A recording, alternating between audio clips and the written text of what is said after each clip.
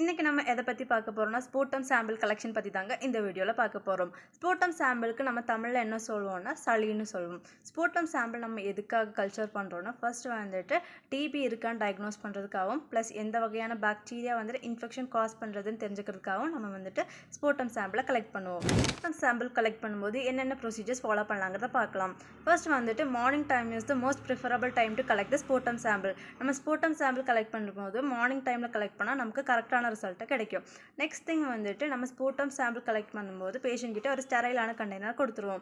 அதில் காஃப் பண்ண சொல்லும்போது காஃப் இன்கேஸ் வெளியே வரலன்னா 3% ஆஃப் சலைன் எடுத்து நம்ம நெபுலைஸ் பண்ணணும். நெபுலைஸ் பண்ணிவிட்டு ஃபாலோட் பை விகரஸ் காஃபிங். விகரஸாக காஃப் பண்ணால் தான் நமக்கு வந்துட்டு சளி வந்துட்டு வெளியே வரும். சளியில் முக்கியமாக நோட் பண்ண வேண்டிய விஷயம் என்னென்னா நம்ம வந்துட்டு காஃப் பண்ணிவிட்டு சளி கிடைக்கும், ஆனால் சளியில் வந்துட்டு உமிழி நீர் வந்துட்டு மிக்ஸ் ஆகக்கூடாது.